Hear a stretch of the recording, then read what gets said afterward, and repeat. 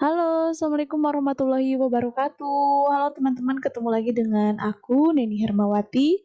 Di video kali ini, aku mau ngebahas sesuai dengan judul, yaitu bagaimana cara melakukan transformasi data dari ordinal ke interval ya. Nah, dari ordinal ke interval, gimana caranya? Nah, ini banyak sekali yang bertanya, terutama buat para mahasiswa tingkat akhir, karena pada umumnya teman-teman semua itu punya datanya itu berupa data ordinal gitu ya. Data ordinal ini adalah data yang biasa kita pakai hasil penyebaran kuesioner gitu ya. Oke, sebelum kita masuk ke sana, teman-teman di sini aku punya data.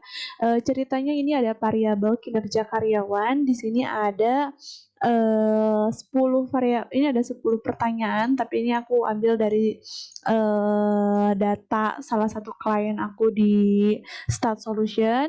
Tapi ini cuma sepenggal aja ya, jadi rahasianya tetap terjaga. Ini cuma sampel sebagai contoh aja. Jadi ini ada pertanyaan ke-19 sampai pertanyaan ke-29 ini adalah tentang kinerja karyawan gitu ya. Nah, seperti biasa teman-teman kalau misalkan kita nyebar kuesioner, biasanya kita kalau nggak pakai, biasanya kita yang paling sering dipakai adalah skala Likert ya. Skala Likert itu dari 1 sampai 5. Jadi nanti respondennya akan diberi pilihan misalkan setuju, sangat setuju, tidak setuju dan sebagainya. Jadi dikasih poin 1 sampai 5. Nah, biasanya eh 1 misalkan sangat tidak setuju, 2 tidak setuju, 3 setuju, 4 setuju, sangat setuju dan seterusnya lah ya. Nah, teman-teman biasanya seperti itu. Nah, itu tuh termasuk kalau misalkan teman-teman tahu, jadi di statistik itu ada 4 jenis data ya, ada nominal, ordinal, interval, dan rasio. Nah, kalau yang skala Likert itu masuknya ke data ordinal. Kalau data ordinal, teman-teman di statistika itu tidak bisa kita lakukan uji parametrik. Jadi untuk melakukan uji parametrik, teman-teman harus lakukan terlebih dahulu transformasi data atau kita ubah data yang kita punya yaitu data ordinal, kita ubah ke bentuk data interval gitu ya. Jadi biar nanti data ini bisa dianalisis dengan menggunakan parametrik seperti itu. Oke, teman-teman, kita langsung aja di sini teman-teman ada yang harus sebelum jadi untuk melakukan transformasi data atau anak sosial lebih sering mengenalnya MSI ya, melakukan MSI terhadap data. Nah, caranya teman-teman yang pertama itu harus ada dulu teman-teman harus ada yang teman-teman download dulu, tapi sudah aku siapkan. Jadi teman-teman tinggal download aja. Downloadnya di mana? Di bit.ly tadi aku udah masukin ya slash transformasi data D-nya besar. Nah, di enter aja atau nanti aku bisa cantumkan di kolom komentar di Oke, nanti aku cantumkan di kolom deskripsi ya, teman-teman. Oke, nah silakan teman-teman download tiga-tiganya.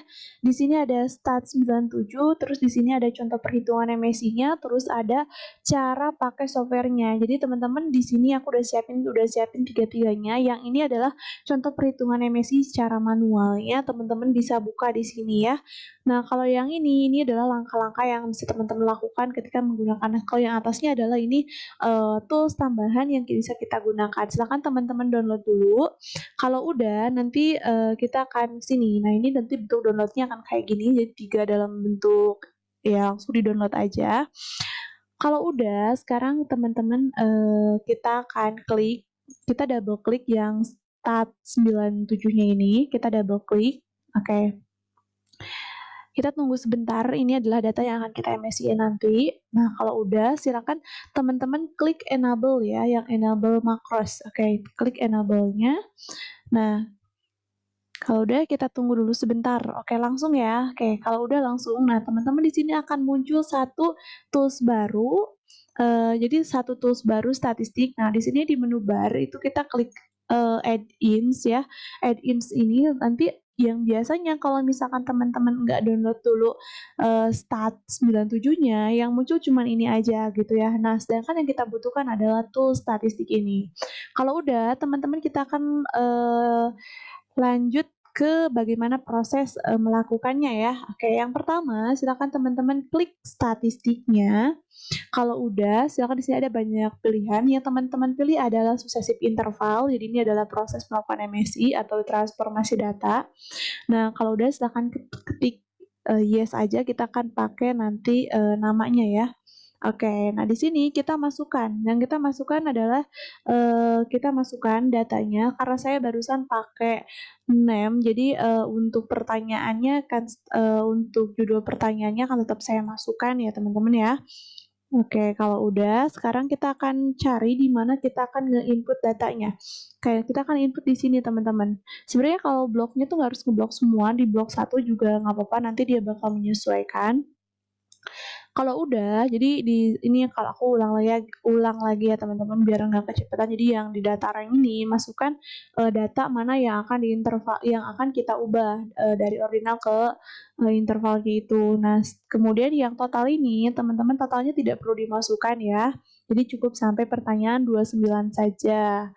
Nah, terus yang ininya nggak usah, yang missing value-nya dibiarkan aja. Terus untuk yang cell output-nya kita klik di mana kita akan mengeluarkan hasilnya. Di sini aku masukkan di kolom N2 ya, di kolom di cell N2. Oke. Kalau udah kita klik next. Nah, di sini kita ada banyak pilihan. Jadi dia nanya dia mau transformasiin pertanyaan berapa gitu. Kalau misalkan kita transformasiin langsung semua aja. Jadi kita klik select all ya biar semuanya kita transformasikan. Kalau udah kita klik next.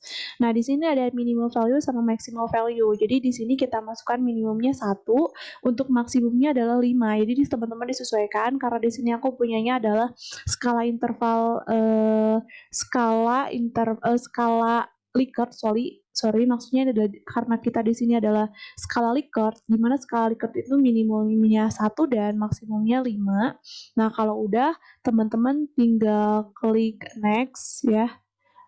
Oke, nggak ada lagi prosesnya. Kalau udah kita klik finish aja. Oke. Nah, teman-teman di sini kita udah ada hasilnya.